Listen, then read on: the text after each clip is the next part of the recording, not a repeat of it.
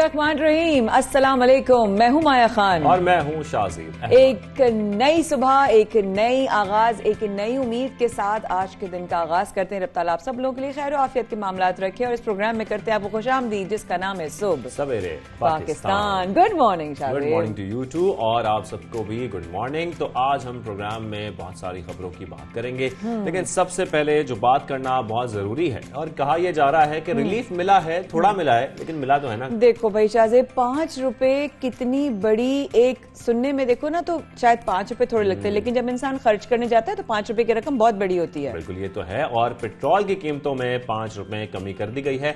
यहाँ पर आपको ये बताना बहुत जरूरी है कि पेट्रोल की कीमत में 5 रुपए फी लीटर कमी की गई है, क्योंकि हम ये देख रहे थे कि आलमी मंडी में जो कीमतें हैं वो भी कुछ नीचे आई हैं। हाँ। और तजवीज ये दी गई थी कि 10 रुपए कम किए जाएं, लेकिन उसके बाद ये हुआ कि 5 रुपए कम हो गए। शाहजेब 11 रुपए का बोलकर 5 रुपए कम कर दिए तो ज्यादती की बात है। लेकिन हम यहाँ यही कह सकते हैं कि तजवीज ओगरा ने भिजवाई थी, लेकिन उसके बावजूद 11 रुपए कम नहीं किए गए हैं, 5 रुपए कम किए गए हैं। तो आप लोग को ये रिलीफ मिला है कि पेट्रोल और डीजल की कीमतों में 5 रुपए कम। तो साथ साथ सबको वो भी तो बता दो कितने दिन के लिए भाई। हाँ, ये आपको बताना बहुत जरूरी है कि आप लोग को जो रिलीफ मिला है ये सिर्फ और सिर्फ 15 दिन के लिए मिला है। 15 दिन के बाद ये कीमतें रिवाइज भी हो सकती हैं, इसमें इजाफा भी किया जा सकता है, हो सकता है कि इसको बरकरार भी रखा जाए, लेकिन अभी फैसला ये किया गया है कि ये कीमतें सिर्फ और सिर्फ 15 दिन के लिए हैं। और 15 दिन की छुट्टियां हो या 15 दिन से ज्यादा हो, सर्दियों की छुट्टियों की अगर बात करें तो एनसीओसी ने अब इजलास के बाद बाकायदा ऐलान कर दिया है और ऐलान ये किया है कि मौसम सरमा की तातीलात जनवरी के आखिर में होंगी। पहले ये कहा जा रहा था कि ये 25 दिसंबर को होंगी। एग्जैक्टली, सुनने में ये आ रहा था, लेकिन बच्चे एक्साइटेड भी हो गए थे और जब हमने पूछा कुछ बच्चों से, जाकर सर्वे किया हमने, स्टडी किया, तो यही कहा जवाब आया मासूमियत का पता नहीं, हमें तो कुछ नहीं पता। तो बिल्कुल सही जवाब था, वाकई कुछ नहीं पता, जनवरी में जाके छुट्टियां किसी को भी नहीं पता था। और अब ये फैसला सामने आ गया है कि ये जनवरी के आखिर में होंगी और इसमें तमाम सूबों से सिफारिशात ली गई थी, जिसके बाद ये फैसला किया गया है। अब हम आपको ये बताते हैं कि क्रिकेट की हम बात करते हैं, बहुत अच्छी खबरें आ रही होती हैं, लेकिन आज कुछ खबरें इतनी अच्छी नहीं है। वो इस तरह नहीं है क्योंकि हम देख रहे हैं कि वेस्ट इंडीज के स्क्वाड में शामिल 3 खिलाड़ियों समेत मजीद 5 अफराद में कोरोना वायरस की तस्दीक हो गई है।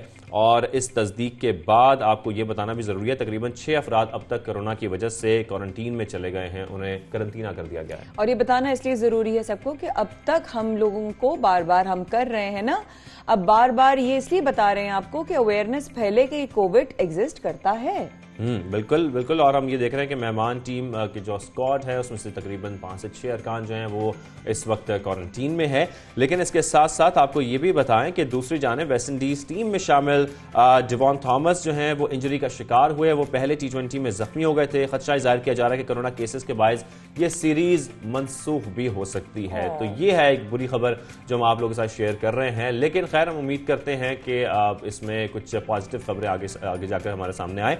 आगे चलकर ये बात कर लेते हैं कि वजीर आजम जो हैं, हमारे जो कप्तान हैं, उनकी मकबूलियत में बड़ा इजाफा हो रहा है भाई। उनके एडमायरर्स बहुत हैं, ग्लोबली हैं, एज अ कैप्टन उनको सब जानते हैं। तो इस वक्त वो जिस फहरिस्त में आ चुके हैं वो एक ब्रिटिश सर्वे के हिसाब से है और 2021 के जो टॉप लिस्ट है, टॉप 100 की, उसमें हमारे वजीर आजम पाकिस्तान इमरान खान का नाम है, top people who admire him, और साथ साथ नाम है मलाला यूसुफजई का। तो यहां पर आपको यह बता दें कि इसी फहरिस्त में नोबेल इनाम याफ्ता मलाला यूसुफजई का भी नाम शामिल है। वज़ीर आज़म इमरान खान और मलाला यूसुफजई 2018 और 2019 में भी सबसे ज्यादा सराहे जाने वाली शख्सियात में इनका नाम शामिल है।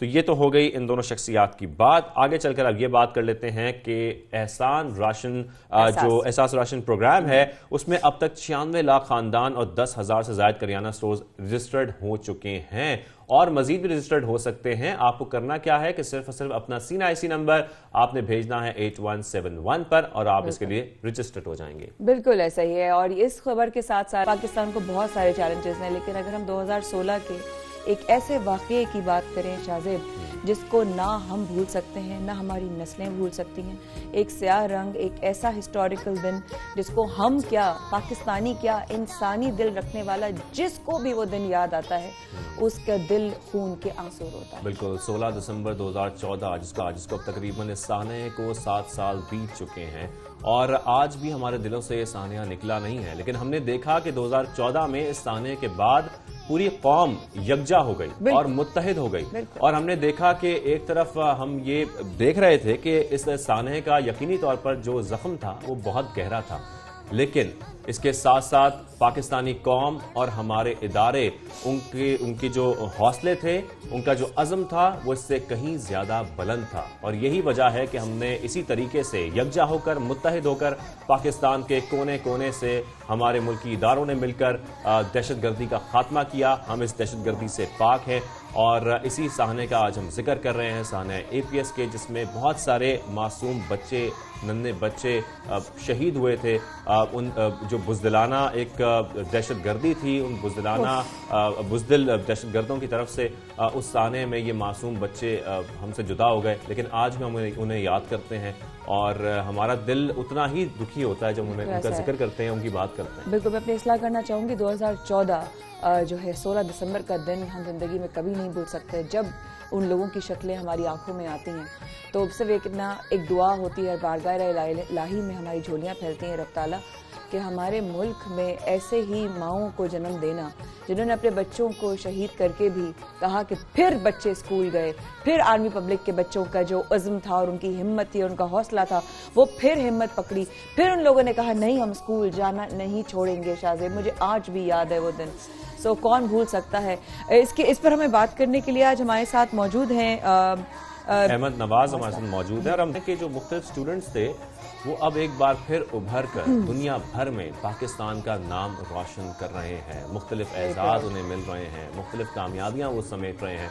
इसी पर बात करने के लिए आज हमें ज्वाइन किया है अहमद नवाज ने।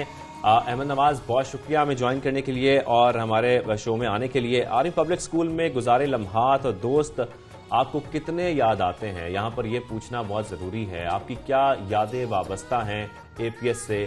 मैं चाहूँगा कि आप इस पर भी बात करें और जो दोस्त आपके दुनिया से रुखसत हो गए उनके बारे में आपको क्या याद आता है या क्या कहना चाहेंगे आप?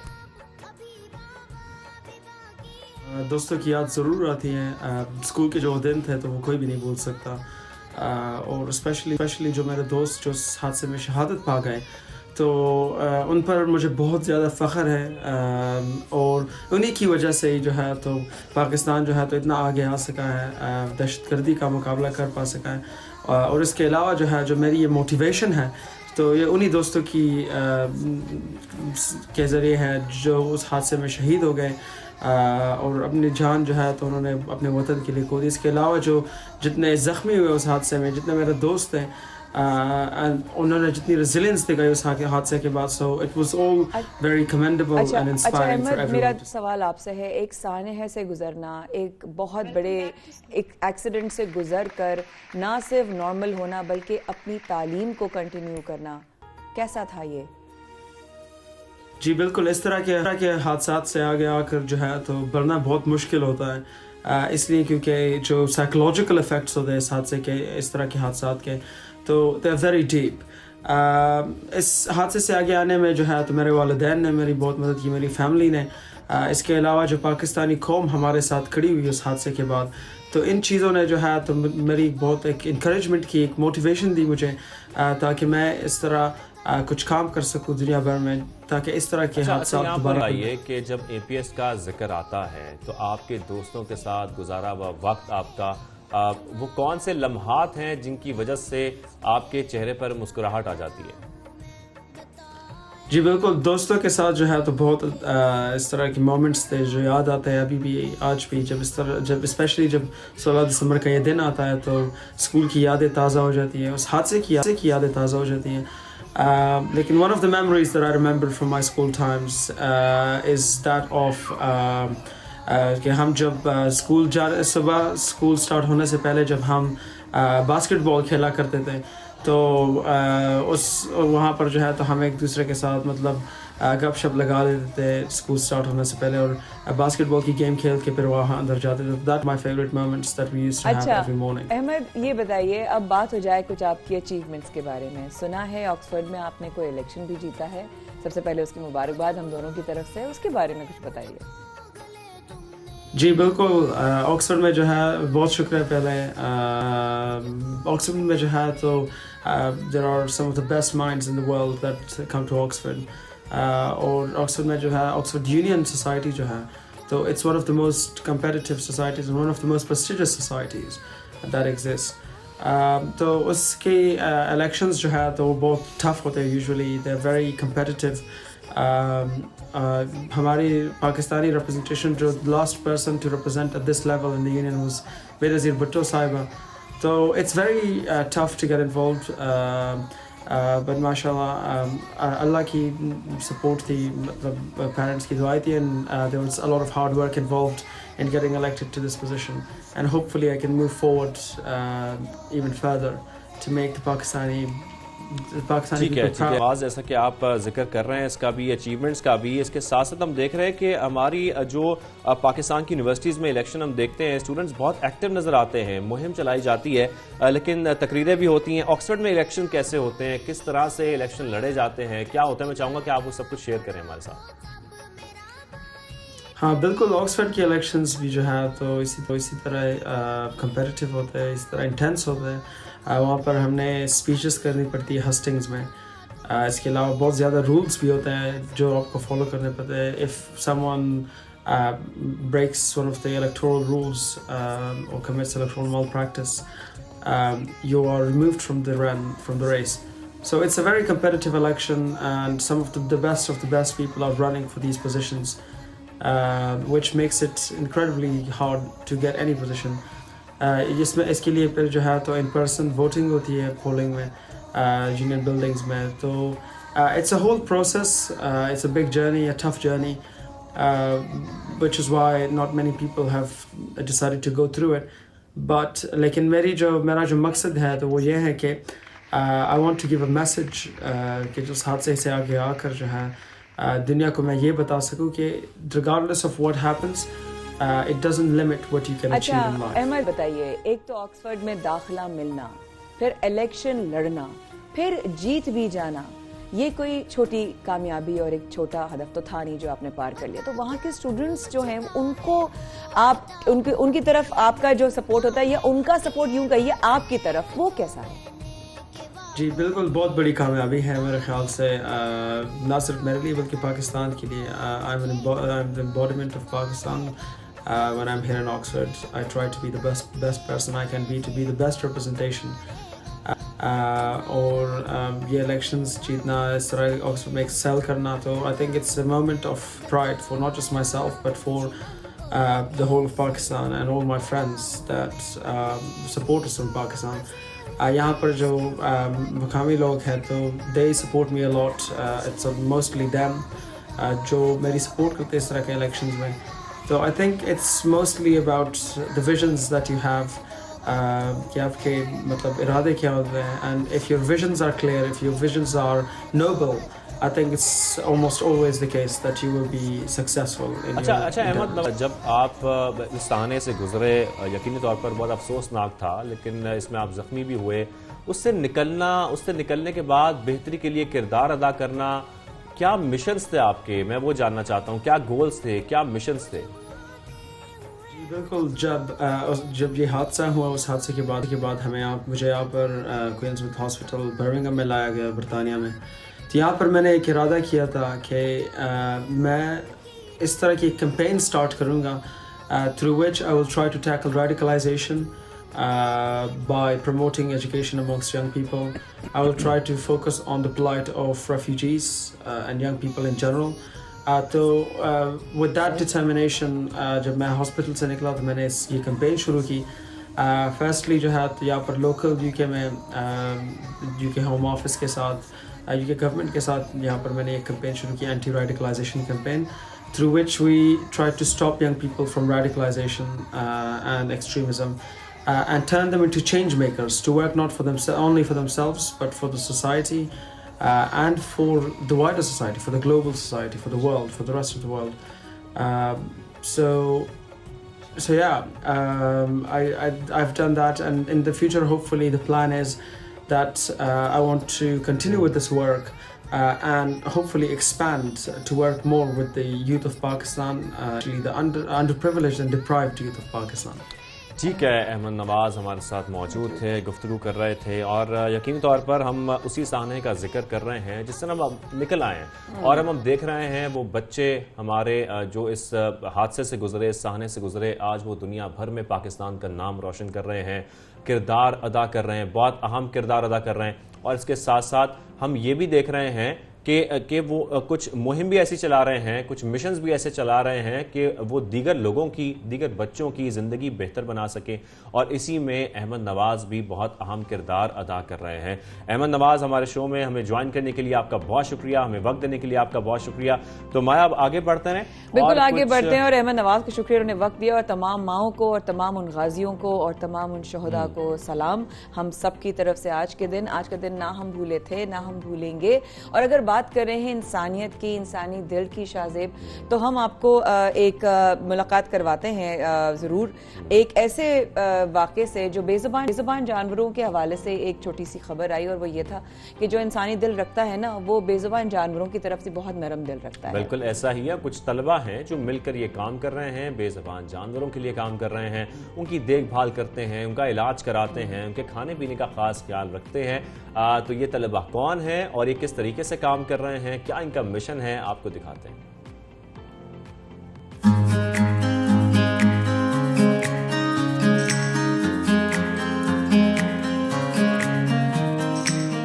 तो एक तरफ हमारे घरों में पालतू जानवरों का खास ख्याल रखा जाता है, उनकी देखभाल की जाती है, उनकी सेहत का ख्याल रखा जाता है, इसके साथ साथ उनके खाने पीने का खास ख्याल रखा जाता है। लेकिन उनके नाज नखरे उठाए जा रहे होते हैं घरों पर। लेकिन जब हम रुख करते हैं गली मोहल्लों का, तो वहाँ पर हम ये देखते हैं कि जो हमारे लोगों का रवैया होता है उन जानवरों के साथ, वो इंतहाई अफसोसनाक है। इस रवैये को कैसे तब्दील किया जा सकता है, इसी पर आज हम बात करेंगे। हमारे साथ मौजूद हैं एनिमल राइट्स एक्टिविस्ट सिद्रा कमर साहिबा। सिद्रा साहिबा, कैसी हैं आप? ठीक ठाक हैं? अल्लाह का शुक्र, आप कैसे हैं? बिल्कुल, यहाँ बहुत हम मजमा देख रहे हैं बिल्लियों का, आप बिजी भी हैं उनके साथ। तो सबसे पहले तो ये बताइएगा, आप लोग इन जानवरों को इकट्ठा करके ये कहाँ से आए? सारी बिल्लियाँ, सारे कुत्ते, जितने भी यहाँ पे हम जानवर देख रहे हैं। ये सारे जानवर उस वक्त से जमा हैं जब हमने टेम्परेरी पेट शेल्टर खोला था, तकरीबन 1 साल पहले।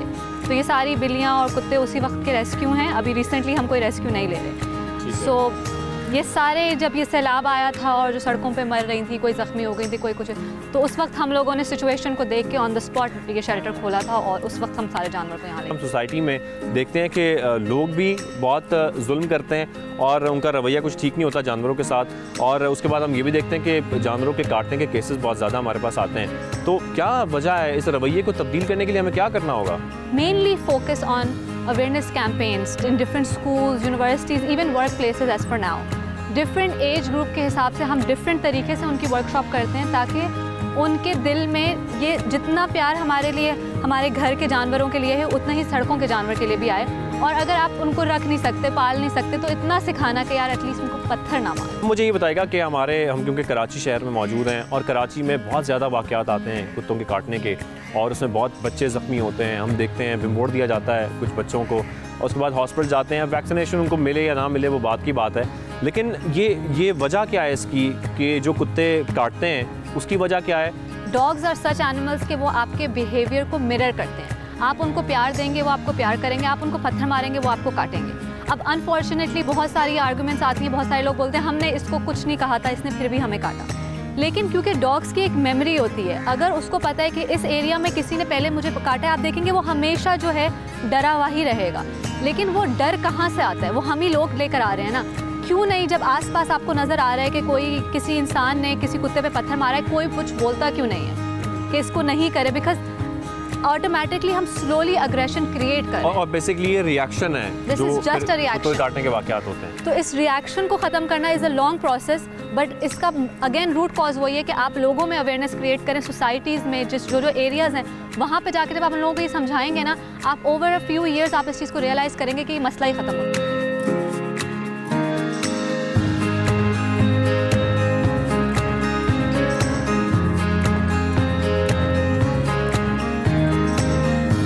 अच्छा सिद्रा, ये बताइएगा कि यहाँ पर कितनी बिल्लियाँ आपके पास? हर कोने में हम देख रहे हैं एक बिल्ली बैठी हुई है, हर कोने में एक कुत्ता बैठा हुआ है, पीछे कुछ डक्स भी हमें नजर आई हैं। तो कितनी बड़ी तादाद है यहाँ पे बिल्लियों की?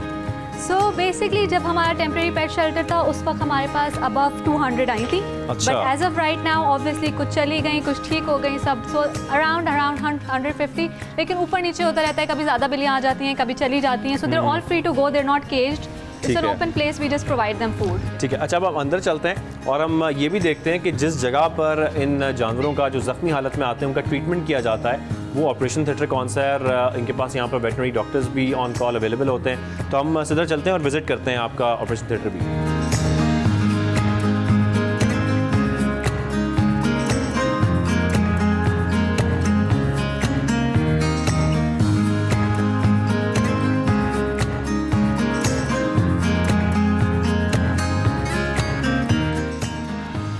This is the clinic we used जब हमने अपना TNVR का प्रोजेक्ट किया था। It was a pilot project जो हम लोगों ने कहा हम ऑन ग्राउंड जाके देखें कि क्या सिचुएशंस हैं, TNVR में क्या मसले आते हैं, जो मैंने आपको अभी बताया दिस इज सोल्यूशन। एंड यहाँ पे हमने अपने पूरे एरिया को फेज़ 1 को यहाँ पे जितने भी डॉग्स थे यहाँ पे लेकर आए, 70% ऑफ दैम नोट डाउन करके यहाँ पे उनको न्यूट्र किया, वैक्सीनेट किया और वापस उनको उसी इलाके में कितनी बड़ी तादाद है जिनको आप न्यूट्र किया? Around 100 in this area. कोई प्लान आपके पास है कि आप ये हमारी गवर्नमेंट को प्रोवाइड करें ताकि इन तमाम जो कुत्ते के वाक़यात काटने के हो रहे हैं कराची में उनको रोका जा सके? Yes, definitely we do have a plan, but Rabies Free Pakistan, if you know about it, is doing this on a very big scale. But I would say कि ये again किसी भी एक इदारे का काम हो नहीं सकता, तो प्लान तो सबके पास मौजूद है। The resources that we require is required from the government. तो इसमें गवर्नमेंट की सपोर्ट बहुत ज़रूरी है, बिकॉज बहुत सारे इदारे जहाँ पे ये कर देते हैं वहाँ पे आके कुत्ता मार मुहिम हो जाता है। क्या वैक्सीनेट करने के लिए, न्यूट्र करने के लिए बहुत बड़ा बजट रिक्वायर्ड होगा? यस डेफिनेटली, बिकॉज आपको वेट्स को ऑन बोर्ड लेकर आना होगा, प्लस अगर आपके पास 2 प्रोसीजर्स हैं, अगर आप CC करें that is different, but the proper procedure जिसमें ऑपरेट करते हैं उसमें आपको डॉग्स को लेकर आना है, उनको ऑपरेट करके उनको 2 दिन अपने पास रखना है, मॉनिटर करना है, वापस करना है। बट अगेन अगर हम उसको कंपेयर करें कि जो उनका बजट मारने में लग रहा है और उनको डिस्पोज ऑफ करने में लग रहा है, उससे बेहतर है कि आप इस प्रोसीजर को फॉलो करें, because this is something that will stay for ever.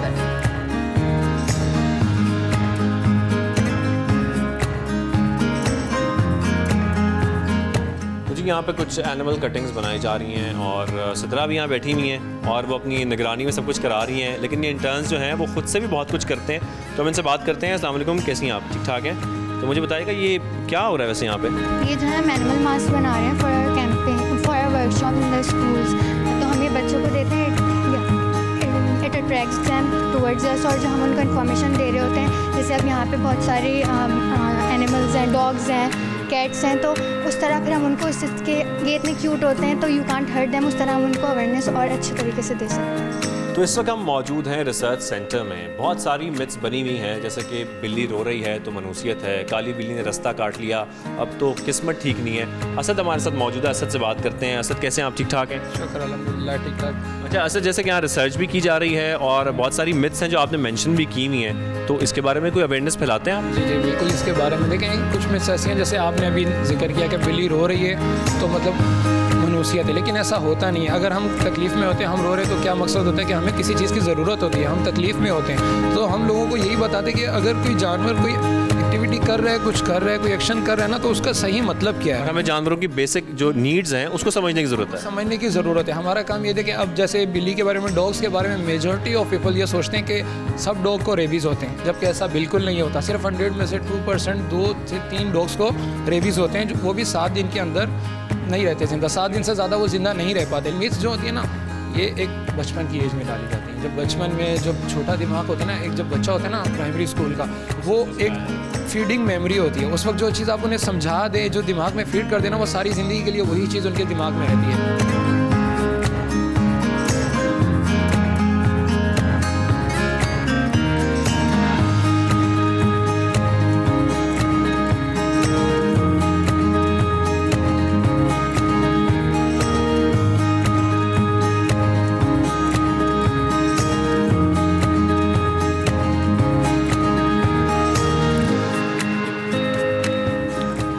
Sidra कमर और उनकी ये पूरी NGO भरपूर कोशिश कर रही है कि इन तमाम जानवरों को तहफ़्फ़ुज़ फराहम किया जा सके।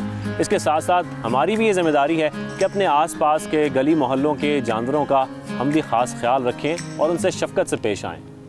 तो आपने देखा शादेब साहब गए हुए थे कराची की एक निजी यूनिवर्सिटी में, जहां आपने देखा जानवरों से प्यार करने वाले लोगों के हवाले से पैकेज। एक छोटा सा वक्फा लेते रहिएगा हमारे साथ, यूं गए और यूं आए।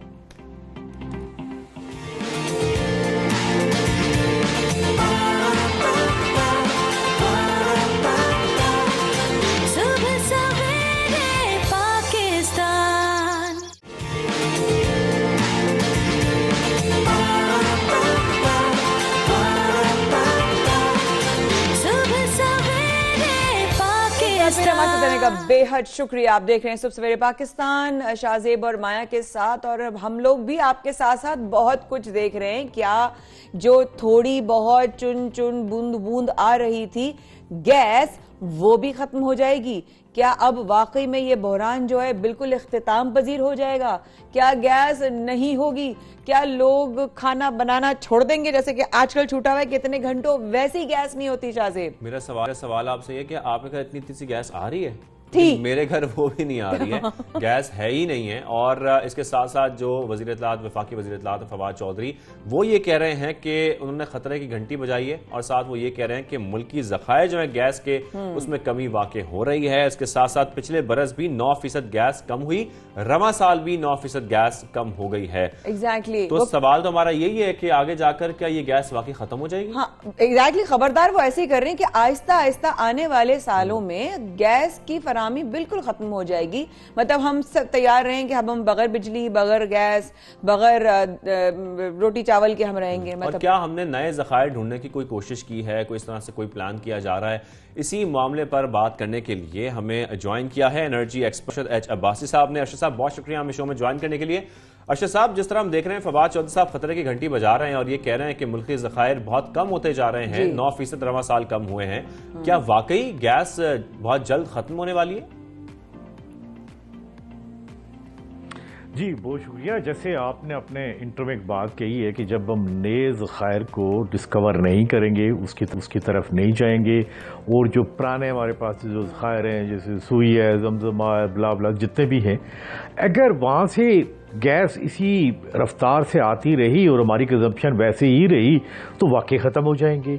लेकिन आपके सवाल में एक बात भी है कि क्या हमने नए ज़खायर की दरियाफ्त के लिए कोई काम किया है? तो इसका जवाब है बिल्कुल नहीं।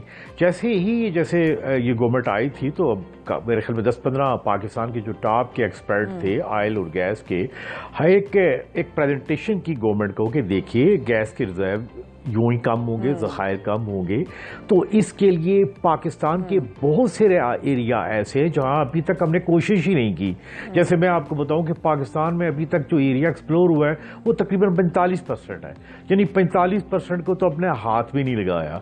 आपको मिसाल देता हूँ कि जैसे पाकिस्तान में शुमाली वज़ीरिस्तान, कोलू, ये बलूचिस्तान के वो एरियाज हैं जहाँ पे गैस की मुमकिनात बहुत ज़्यादा हायर हैं। इसका इनिशियल सर्वे जब भी हुआ है वो यही है कि जी वाकई यहाँ पे गैस बहुत है, लेकिन अभी तक हमने वहाँ पे उस गैस को एक्सप्लोर नहीं किया।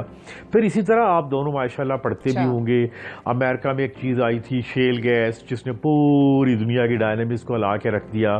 ये शेल गैस के जो ज़खायर हैं पाकिस्तान में वो 107 ट्रिलियन CFT हैं, यानी अगर हम 100 साल तक इस्तेमाल करें जितनी भी पाकिस्तान की रिक्वायरमेंट है हमारी गैस ख़त्म नहीं होगी। लेकिन शेल गैस की बदकिस्मती से आप जिस बंदे से बात कर रहे हैं, एक टास्क फोर्स बनी थी, उसका सेक्रेटरी मैं हूँ, मेरे ख्याल में उसकी मीटिंग एक गुज़िश्ता 4 साल में नहीं हुई, उसके ऊपर हमने कोई काम नहीं किया।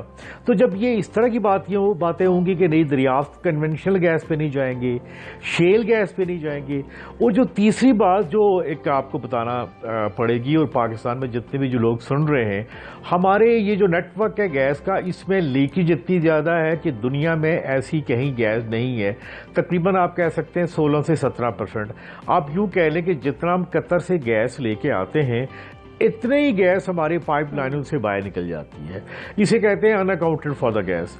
अब आप देखिए कि ये एक ऐसा मसला है जिसके पर बड़ी डेलिब्रेशन भी, और ये कहा गया, एस्टिमेट भी लगाया गया, भाई देखें कि जितनी एक महीने में आप गैस लेके आते हैं इतने पैसे लगा दें इस नेटवर्क के ऊपर जो बड़ा पुराना हो गया है, जिससे गैस ऑपरेट होती है।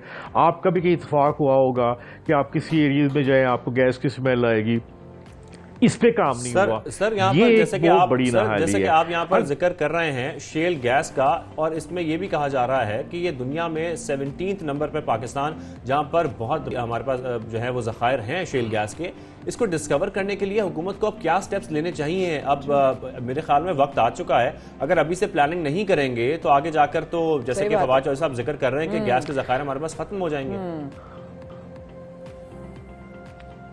देखिए शेल गैस के जो रिजर्व पाकिस्तान में हैं उस पर टेक्नोलॉजी और टेक्निक टोटल डिफरेंट होती है।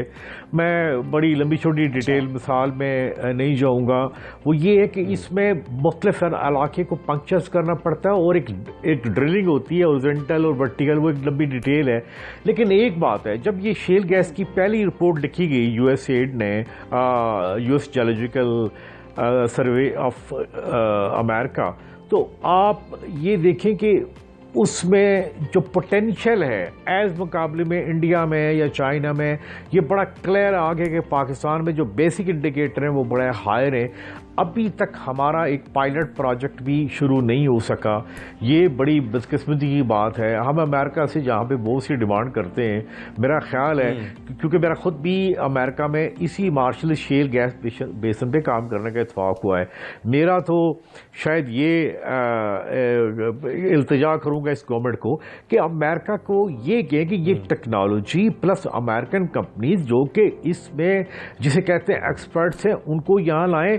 लेकिन इससे पहले जो सबसे बड़ी बात ये थी कि हमने एरियाज अपने ऑक्शंस नहीं किए, जिसे कहते हैं ना, एक आपने को पॉलिसी नहीं बनाई, एक पेट्रोलियम की पॉलिसी ओपन एकरेज नहीं बनाई कि चाहे वो कन्वेंशनल गैस निकाले या कोल बेल्ट मिथेन निकाले या शेल निकाले। इसके लिए 3 साल से हम इस गवर्नमेंट को दरख्वास्त कर रहे हैं और हमारे जो प्रिंसिपल सेक्रेटरी उस तक भी बात पहुंची थी आजम खान तक कि देखो आपने कुछ नहीं करना, आपने एक A4 साइज के पेपर के ऊपर एक पॉलिसी बतानी है कि आइए पूरी दुनिया की कंपनीज यहाँ पे काम करें, शेल गैस निकालें और वो प्रॉफिट वो भी लें, हमें भी गैस दें। लेकिन इस पे काम नहीं हुआ। और एक और बात ये भी है, देखिए जो बात सच है, पूरी दुनिया में एक बात इस्तेमाल होती है, no red tape but red carpet for oil and gas companies. यानी आपने जो इन्वेस्टर्स यहाँ पे आए ऑयल एंड गैस कंपनीज के जो इंटरनेशनल है, उनके लिए कोई रेड टेप नहीं, रेड कार्पेट। जब तक हम ये पॉलिसी नहीं बनाएंगे, लेकिन प्रॉब्लम ये कि इस गवर्नमेंट के साथ कि इनके जो पेट्रोलियम के कोई मिनिस्टर ही परमानेंट नहीं आते। पहले नदीम बाबर थे, फिर दूसरे साहब थे, अभी तक 3.5 साल हो गए। एक कोई पॉलिसी, एक डायरेक्शन, बड़े फ्रीक्वेंटली चेंज हो रहे हैं। लेकिन मैं थोड़ा सा वापस इस तरफ आ जाता हूं, जैसे कि हम बात कर रहे हैं, थोड़ा सा हम अवामी सवाल कर लेते हैं कि जो घरेलू सार्फिन हैं, खासतौर पर जो हमारा एक प्राइवेट सेक्टर भी है, छोटी छोटी इंडस्ट्रीज हैं, फैक्ट्रीज हैं, जिनको गैस की फराहमी बहुत ज़रूरी है, क्या आप समझते हैं कि बहुत जल्द वाकई उनको गैस की फराहमी बंद हो जाएगी? इतने कम रह गए हमारे ज़खायर, या अभी हमारे पास कुछ वक्त है प्लानिंग करने के लिए? अभी भी हमारे पास एक चांस है कि हम बहुत जल्द प्लानिंग कर लें तो हम इस जो बहरान से बच सकते हैं। देखिए, आप कहेंगे ना अच्छी प्लानिंग के लिए वक्त है, हर चीज जिसे कहते हैं ना टेबल के ऊपर पड़ी हुई है। आपने एक फैसला करना है कि हाँ इसके लिए ज्यादा से ज्यादा, मेरे ख्याल में अगर बहुत हुआ तो 3 दिन, नहीं तो 4 दिन, ये कोई मुश्किल काम नहीं है। लेकिन ये वाला सवाल कि पाकिस्तान में गैस के रिजर्व ज़खायर कम हो रहे हैं, ये बात बिल्कुल ठीक है, ये वाकई सोचने की बात है, ये एक चैलेंज है। लेकिन एक साइड के ऊपर मैं ये भी बात कहूँगा, पाकिस्तान में जो डिमांड साइड के ऊपर देखिए, हम जो अप्लायंसेस इस्तेमाल करते हैं वो देखें कि देखना, सर्दियों में तो हमारा स्टोव तो चलता ही है किचन में, उसका कोई मसला नहीं है। सर्दियाँ आती तो क्या होता है, आपका गीज़र और हीटर चलते हैं। हमारे गीज़र्स और हीटर ये दुनिया में इतने सब स्टैंडर्ड है, जितनी गैस ये कंज्यूम करते हैं, अगर आपका मार्केट जाने का इत्तेफाक हुआ तो आप देखें नई टेक्नोलॉजी जो चाइनीज और जापानीज है, वो तो जिसे कहते हैं ना कैप्चर करते हैं ईच मॉलिक्यूल ऑफ गैस और मैक्सिमम आउटपुट देते हैं। हमें यहाँ पे एक यहाँ पे एक नट प्लानिंग बल्कि रिस्ट्रिक्शंस करनी चाहिए, कि जो अप्लायंसेस हम डोमेस्टिक बना रहे हैं, जैसे हमारे लाहौर या गुजरांवाला या सियालकोट में बनते हैं, आप यकीन करें इनके पर एक इमीडिएटली बैन भी लगना चाहिए। और हमारे जो सार्फिन उनका भी चाहिए कि ऐसे अप्लायंसेस जो हम मार्केट से ले रहे हैं, ये उनका बिल भी आता है और फिर गवर्नमेंट के पर और फिर एक ओवर बर्डन भी हो जाता है। देखिए ना क्या होता है, सर्दियों में एकदम गैस की जरूरत बढ़ गई, क्या हुआ, वो हीटर लगा, वो गीजर लगा। हमारे हीटर वो गीजर मेरे ख्याल में दुनिया में इसके world bank, Asian development bank सब ने कहा है भाई खुदा के लिए बंद करें, सर एक और इनको इस्तेमाल ना करें। Efficient geyser, efficient. जी लेकिन सर वजीर इत्तलात ने कहा कि जी सस्ती गैस यूज करने वालों को अपनी आदत बदलनी होंगी। मतलब मुझे ये बात समझ नहीं आ रही कि मतलब हम फिर ये समझ लें कि गैस के जो टैरिफ हैं वो भी जो हैं वो बढ़ने वाले हैं, हम उसके लिए भी मेंटली तैयार हैं। अगर आप साथ में इस पर भी रोशनी डाल दें तो। देखिए, एक बात जो है, एक आज से 4-5 साल पहले मैंने रिपोर्ट रिलीज की थी, ये बात एक छोटी सी बिल्कुल सही है कि हमारे जितने भी जो सियासी नेता हैं, ये जो लीडर्स हैं, इन्होंने देहातों में गैस दी। एक पूरी दुनिया में, क्या इंडिया में देहातों में गैस कोई देता है? हमारे राजा परवेज साहब ने अपने हल्के में गुजर खान में घर घर में गैस दी हुई है। ये एक बहुत बड़ा जुल्म है। आप क्या मलेशिया में घर घर गैस है? क्या कतर में है? जवाब है बिल्कुल नहीं। और एक बात के ऊपर शायद मैं भी हामी हूं कि आपको जो स्टोव चलता है किचन में, वो तो बिल्कुल उसका टैरिफ तो मिनिमम होना चाहिए। लेकिन आप इस तरह के हीटर्स और गीजर इस्तेमाल करेंगे जहां पे इंतहाई ज़्यादा गैस इस्तेमाल हो, उसके ऊपर मेरे ख्याल में एक तरीके से बस सबक सिखाया जा सकता है कि आप इसका टैरिफ बढ़ा दें। जब टैरिफ नहीं बढ़ाएंगे तो तब तक लोगों को वो एहसास नहीं होगा कि वो गैस को किस तरह ज़ाया कर रहे हैं। मैं आपको तकलीफ दूंगा, आप किसी भी सरकारी महकमे में चले जाएं, चाहे लाहौर में LDA है या CDA है या कोई भी है, वहाँ देखें वो किस किस्म के पुराने गीटर इस्तेमाल कर रहे हैं। तो यहाँ पे टैरिफ के जरिए ही एक रेगुलेट किया जा सकता है। अगर हाई टैरिफ करेंगे, एक स्लैब बना देंगे कि इस स्लैब तक इतनी गैस इस्तेमाल करेंगे तो ठीक है, लेकिन अगर आपने इससे ज़्यादा गैस इस्तेमाल की हीटर्स के लिए, गीजर्स के लिए, तो फिर आपको ज़्यादा कीमत देनी पड़ेगी। मेरे लेकिन सर हम आवाम की बात अगर करते हैं ना, आम आवाम को इतनी शायद सर आम आवाम को शायद इतनी टेक्निकलिटी समझ में ना आए, और वो शायद समझना अब चाहता भी नहीं है, क्योंकि वो इतना परेशान हो चुका है अब इस वक्त, क्योंकि उसको बेसिक्स की जो है ना वो फराहमी है ही नहीं, उसकी रीच से बहुत दूर हो चुकी है। तो उसकी जिंदगी इतनी डिफिकल्ट बन गई है इस वक्त कि एक आम इंसान कहता है अब क्या गैस भी खत्म हो जाएगी? उसके जहन में सिवाय सवाल के और कुछ आता ही नहीं है। देखिए, एक बात, ये तो अब बात ठीक है कि जब टेलीविजन के बार बार आप बर्नर दिखाते हो, बर्नर में गैस नहीं होती, और जो खातून खाना है वो परेशान होकर कहती मैं क्या करूं।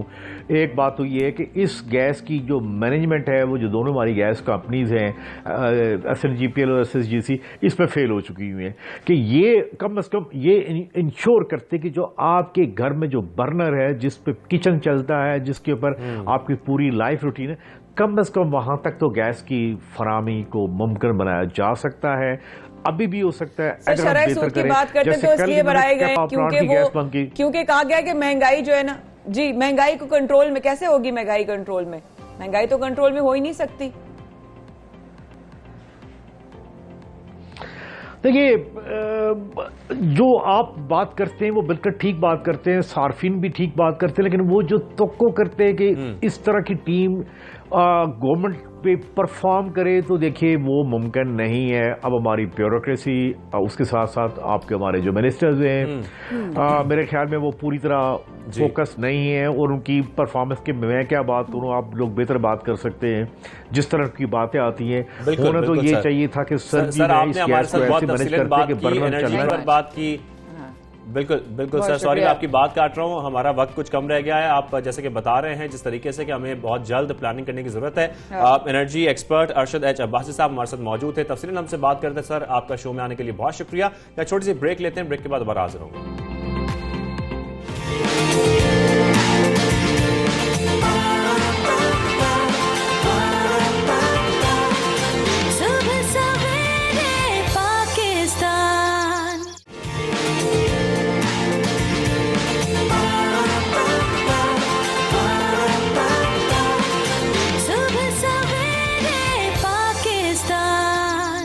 एक बार फिर हमारे साथ रहने का बेहद शुक्रिया। Once again very good morning. आप देख रहे हैं सुबह सवेरे पाकिस्तान, शाहजेब और माया के साथ। और अगर मैं ये बताऊं शाहजेब कि एक बैंड है बोस्निया का जिसमें एक नया मेंबर शामिल हुआ है, तो आप कहोगे ये कोई खबर तो नहीं हुई, ये क्या ब्रेकिंग न्यूज हुई?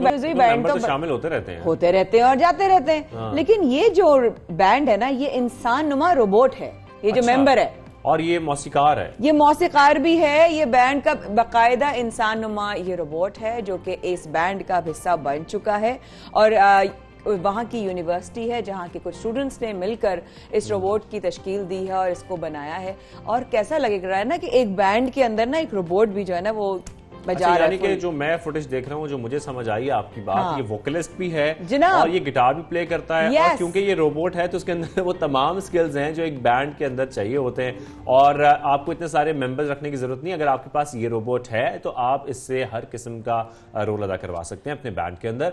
तो ये थी वासिया की खबर। अब हम बात कर लेते हैं कुछ ऐसे अफराद की जिनकी उम्र 60 साल है या इससे जायद जायद है। है, और उनका जो हार्ट रेट है अगर वो हाई चल रहा है तो ये आपकी जो दिमागी सेहत है उसको काफी मुतासर करती है। इस पर रिसर्च भी की जा रही है। बिल्कुल रिसर्च की जा रही है, और नॉर्मल जो हार्ट बीट है वो होती है 60 से 100 बीट्स पर मिनट।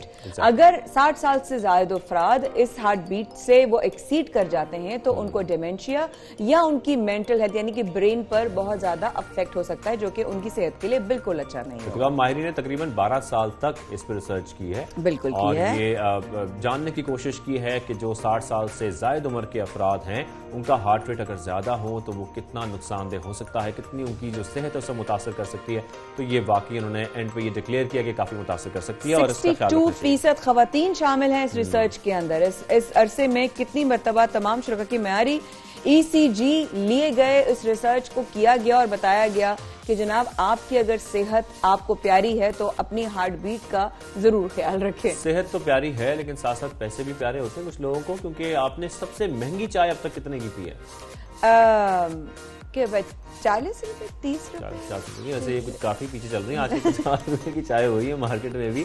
लेकिन आपको यहाँ पर ये बता दूं कि एक बोली के दौरान 1 लाख रुपए किलो यानी 2,35,000 पाकिस्तानी रुपए में फरोख्त होने वाली चाय कौन सी है? ये है मनोहरी गोल्ड टी, जो कि बहुत मशहूर है और भारतीय रियासत असम की ये मशहूर और इंतहाई नायाब टी है, जो कि बहुत महंगी भी है, दुनिया की महंगी तरीन टी है ये।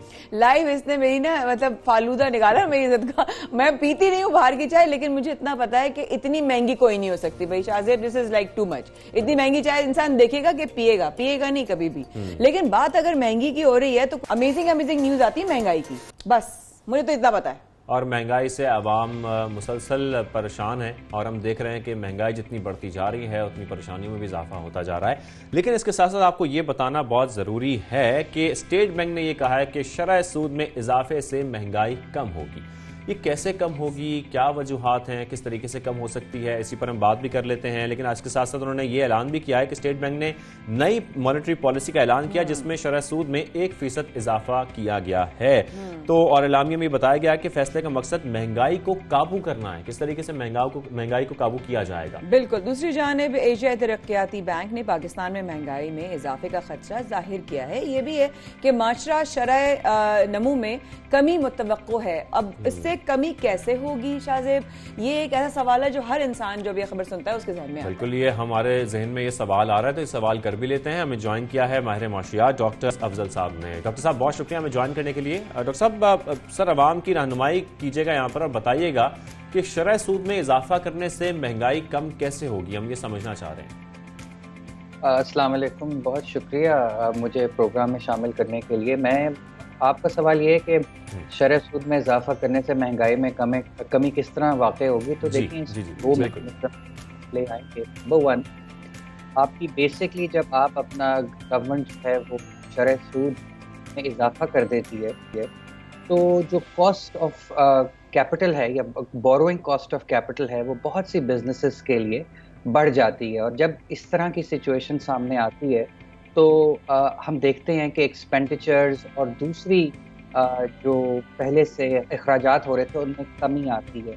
तो इससे ओवरऑल इकॉनमी थोड़ी स्टेबलाइज या बैठने का लफ्ज़ तो गलत है, लेकिन मेरा ख्याल है कि इकॉनमी वो थोड़ी सी ठहरना शुरू हो जाती है।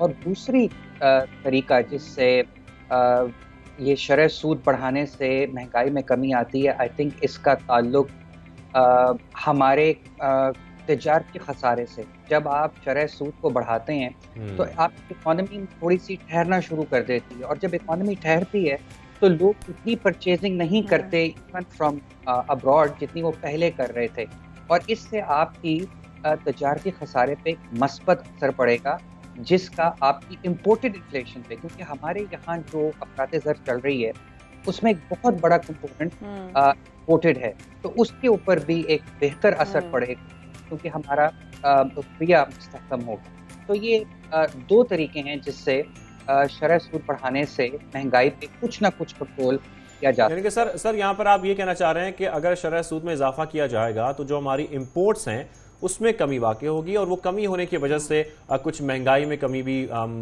देखेंगे। आपने थोड़ा सा इसको सिंप्लीफाई कर दिया, मैंने थोड़ा सा राउंड अबाउट बताया था, बट आई गेस मैं आवाम के लिए इसलिए सिंप्लीफाई करना चाह रहा हूँ। बिल्कुल, अगर आप सिंप्लीफाई करना चाह रहे हैं तो आप ये देख सकते हैं कि इससे पाकिस्तानी इकोनॉमी के अंदर, पाकिस्तान के अंदर अखराजात में कमी होगी, जिससे डिमांड कम होगी चीज़ों की, जिससे इन्फ्लेशन कम हो जाएगी। अच्छा, राइट। डॉक्टर साहब, करंट अकाउंट खसारा गुज़श्ता कुछ अरसे में बहुत ज़्यादा जो है वो बढ़ा है, ये भी आप जानते हैं, तो इसमें नई मॉनेटरी पॉलिसी, इसको आप कैसे देखते हैं? ये अगेन कुछ इसका आंसर तो मैंने आपके पहले क्वेश्चन के बाद दे दिया, बट मैं दोबारा कोशिश करता हूँ कि आप और आपके जो सामीन है, नाजरीन है, उनको ये समझाने की कोशिश करूँ कि जब भी शरह सूद बढ़ती है तो कॉस्ट ऑफ जो बोरोइंग कैपिटल है, यानी कि नया कर्जा लेने की जो कीमत है वो बढ़ जाती है, जिससे ओवरऑल एक्सपेंडिचर या एक्सपेंशन जो किसी इकोनॉमी में हो रही होती है या परचेजिंग हो रही होती है वो बैठना शुरू कर देती है, वो रुकना शुरू कर देती है। और हम बहुत सी परचेजिंग बाहर वाले ममालिक से करते हैं, यानी कि अब्रॉड से इंपोर्ट्स आती हैं, तो जब इकोनॉमी रुकना शुरू करती है, इंपोर्ट्स भी रुकना शुरू हो जाती हैं, जिससे हमारे तजारती खसारे पे एक मस्बत असर पड़ेगा। सही है, यानी कि अगर मैं सही समझी हूँ, मुझ जैसा बिल्कुल एक नाअहल, एक आम इंसान अपनी कोशिश कर रहा है कि इस कदम उठाने से हमारे जो एक्सपेंसेस हैं, हमारे जो एक्स्ट्रा अखराजात हैं, जो हमारी वांट और नीड के बीच में फ़र्क ख़त्म कर देते हैं, हम नीड पे रहेंगे और हम वांट की जो हमारी नज़र है वो कंट्रोल में आ जाएगी, क्योंकि ख्वाहिशात तो कभी कंट्रोल में नहीं आती, तो हमें बड़ी ज़रूरत के तहत ज़िंदगी गुजारने पर हम बेसिक्स पे आ जाएंगे। सही समझी हूँ डॉक्टर साहब? आप बिल्कुल ठीक समझी हैं कि हमारी जो लग्जरीज हैं, जिन लग्जरीज के पीछे लोग भाग रहे हैं, मे बी उनके अंदर कुछ कमी होगी, जिससे हमारे तजारती खसारे में, जिसको आप ट्रेड बैलेंस कह लें या करंट अकाउंट सिचुएशन कह लें, उस पर एक पॉजिटिव असर पड़ेगा। राइट। अच्छा सर, डॉक्टर साहब यहाँ पर मैं आपसे अब ये भी जानना चाहता हूँ कि जिस तरीके से हम देख रहे हैं कि एशियाई तरक्याती बैंक भी खदशात जाहिर कर रहा है कि महंगाई में इजाफा होगा, जो मुल्क की सूरत हाल है उसको भी अगर हम देखें तो जिस तरीके से हमारे स्टॉक मार्केट में भी उतार चढ़ाव आ रहे हैं, जो सूरत हाल इस वक्त चल रही है, आप क्या समझते हैं कि क्या महंगाई में वाकई आगे आने वाले वक्त में मजीद इजाफा हो गया, या ये बरकरार रहेगी, या इसमें कमी आ सकती है? आप किस तरीके से देख रहे हैं आने वाला वक्त? Thank you for that question. मेरे ज़ाती ख्याल में, मेरे एनालिसिस में, पाकिस्तान में एक बहुत बड़ी जो कंपोनेंट है इन्फ्लेशन का, वो इम्पोर्टेड इन्फ्लेशन है, यानी कि जो इंटरनेशनली एनर्जी की कीमतें बढ़ी हैं। मैं हाल ही में कुछ अदाद शुमार पढ़ा था और आपको ये जान के बहुत हैरानी होगी कि इन्फ्लेशन अमेरिका में 40 साल की बुलंद तरीन सतह पे पहुंची हुई है।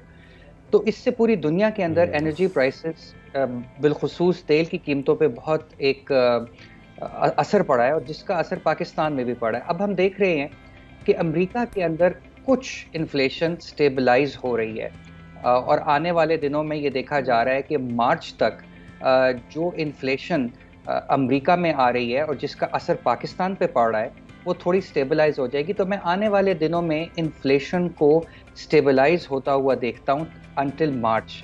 लेकिन हैविंग सेड दिस, वो अब हमेशा एक और साइड मैं ये बताना बहुत ज़रूरी समझता हूँ कि मार्च के बाद अमेरिका के अंदर कुछ शरह सूद ऊपर जा सकती है, उनका पॉलिसी रेट बढ़ सकता है, जिससे हमारे एक्सचेंज रेट के ऊपर एक मनफी असर पड़ सकता है। मैं ये समझता हूँ कि हमारे जो पॉलिसी मेकर्स हैं, जो स्टेट बैंक के अंदर पॉलिसी मेकर्स हैं, उनको बखूबी इस चीज़ का इदराक है। मैंने उनको इन चीज़ों के बारे में बात करते हुए सुना है।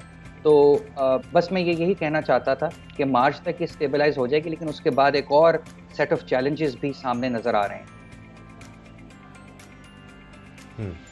ठीक है, आप हमारे साथ मौजूद थे और तफसील जिस तरीके से आप बता रहे थे डॉक्टर साहब, और आप जैसा कि कह रहे हैं कि मार्च में जाकर आप कुछ देख रहे हैं कि इन्फ्लेशन स्टेबल हो सकती है। माहिर माशियात डॉक्टर अक्दस अफजल साहब हमारे साथ मौजूद थे, तफसीली हमसे बात कर रहे थे।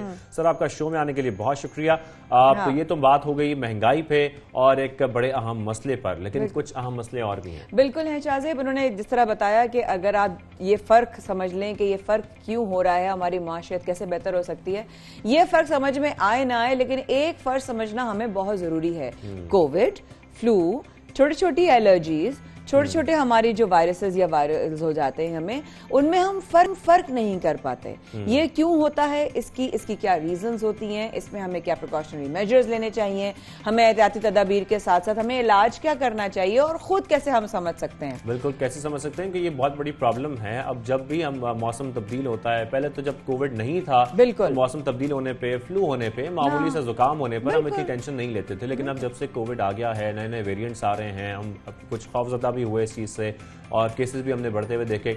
उसके बाद से हम ये कोशिश करते हैं और ये जानने की कोशिश करते हैं कि अगर फ्लू हो रहा है या जुकाम है या गला खराब है तो ये लाजमी कोविड है। और हमारी स्क्रीन पर चल भी रहा है इस वक्त, शायद आप बात भी करें साथ साथ, स्क्रीन पे चल रहा है कि फ्लू का, कोविड का, वायरल्स का जो डिफरेंस है उसकी क्या उसकी बेसिकली वो कैसे आप उसको निशानदेही कर सकते हैं। ठीक है, और यही हम जानना चाह रहे हैं कि क्या वो डिफरेंशिएट किस तरीके से किया जा सकता है, कैसे ये पता लगाया जा सकता है कि ये कोविड है या ये कोविड नहीं है। इसके साथ साथ आपको ये बताना भी जरूरी है कि फार्मास्यूटिकल कंपनी फाइजर ने ये कहा कि क्लिनिकल ट्रायल्स में कोरोना से बचाव की गोली की करामद होने की तस्दीक हो गई है और ये कहा जा रहा है कि 90% इसके कुछ रिजल्ट्स अच्छे आ रहे हैं और ये भी कोशिश की जा रही है कि इसके जरिए लोगों को कोविड से रिकवर कराया जा सके। तो इस सारे मामले पर कि कोविड से रिकवरी कैसे करनी है, कोविड को हमने जांचना कैसे है, ये पता कैसे लगे कि कोविड टैबलेट्स क्या होती हैं, ये सब चीजें जानने के लिए हमें इस वक्त ज्वाइन किया है अमराज की माहिर डॉक्टर फैसल महमूद साहब ने। डॉक्टर साहब, बहुत शुक्रिया हमें ज्वाइन करने के लिए। डॉक्टर साहब, सबसे पहले तो हम देख रहे हैं कि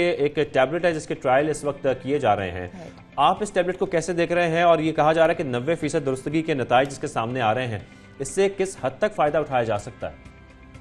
जी, वालेकुम सलाम। बुलाने का शुक्रिया। तो इसमें यह है कि ये जो दवाई है, ये और फिर एक और भी दवाई एक और फार्मास्यूटिकल बना रही है, ये डायरेक्ट कोविड के वायरस पे ही हमला करती है।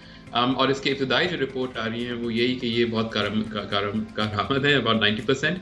मगर याद रखें कि ये सिर्फ अर्ली प्रेस रिलीज में उन्होंने बताया और हमने ये भी देखा है दूसरे स्टडीज़ के अंदर ऑल्सो कि जो शुरू में जो वो रिपोर्ट करते हैं, जो इवेंचुअली जो रिपोर्ट होता है उसमें फ़र्क है। एंड जो इब्तदाई दूसरी रिपोर्ट आ रही है वो ये कह रही है कि शायद इतना अच्छा नहीं है, अबाउट 60% 70% ये इफेक्टिव है। बहरहाल जो भी है, अच्छी बात ये कि गोली है, ये घर पे ली जा सकती है, तो जब ये आएगी तो ये एक अच्छा हथियार होगा हमारे लिए कॉफ के खिलाफ। लेकिन यहाँ पर एक पॉइंट है सर, डॉक्टर साहब सॉरी आपने सवाल करना चाह रही थी, मैं एक पॉइंट आपसे सर जानना चाह रहा हूँ कि जिस तरीके से हम देख रहे हैं कि वैक्सीन हमने लगाई, मुख्तलिफ वेरिएंट सामने आए, म्यूटेशंस होती हैं, नए वेरिएंट सामने आ जाते हैं, तो क्या ये टैबलेट ऐसी टैबलेट होगी कि कोई भी वेरिएंट आ जाए ये उसके लिए मुकाबला करने के लिए तैयार होगी, अगर हम ये खा लेते हैं उससे रिकवरी हो जाएगी? ये बहुत अच्छा सवाल है, बहुत मुश्किल सवाल है, बिकॉज वी डोंट नो कि आने वाले वेरिएंट्स के खिलाफ ये काम करेगी कि नहीं करेगी। प्रॉब्लली करेगी, क्योंकि इसके वायरस के मारने का तरीका थोड़ा सा अलग है। ये उस तरह से नहीं है जैसे कि एंटीबॉडी काम करती हैं, तो ये मोर देन लाइकली काम कर लेगी नए वेरिएंट्स के खिलाफ भी, मगर ऑब्वियसली ये वक्त ही बताएगा हमको। बिल्कुल ठीक है डॉक्टर साहब, अगर ये टैबलेट मार्केट में आ गई तो क्या हम फ्लू, आम जो नज़ला होता है उसकी तरह हम कोविड की भी जो है वो उसका इलाज कर सकेंगे, उसका ट्रीटमेंट कर सकेंगे? और साथ साथ ये भी बताइएगा कि हर दूसरे शख्स को जो है वो नज़ला खांसी हो रहा है, वो फर्क जो है वो होना और वो नजर आना जो है वो काफी डिफ्रेंशिएट करना मसला हो चुका है। भाई आम इंसान के लिए छूटते ही कहता है अरे तुम्हें कोविड तो नहीं होगा, इंसान को छींक ले तो उसके लिए बड़ा मुश्किल हो जाता है। ये एक बड़ा एक मसला आजकल दरपेश है। जी डॉक्टर साहब। बिल्कुल। सो इसमें अगेन आपके पहला जो सवाल है उसके अंदर ये है कि देखें, जितने भी वायरल इन्फेक्शंस हैं उनके खिलाफ जब हम दवाई शुरू करते हैं तो की बात ये होती है कि आप जल्दी शुरू करें बीमारी को थोड़ा सा बढ़ने से पहले।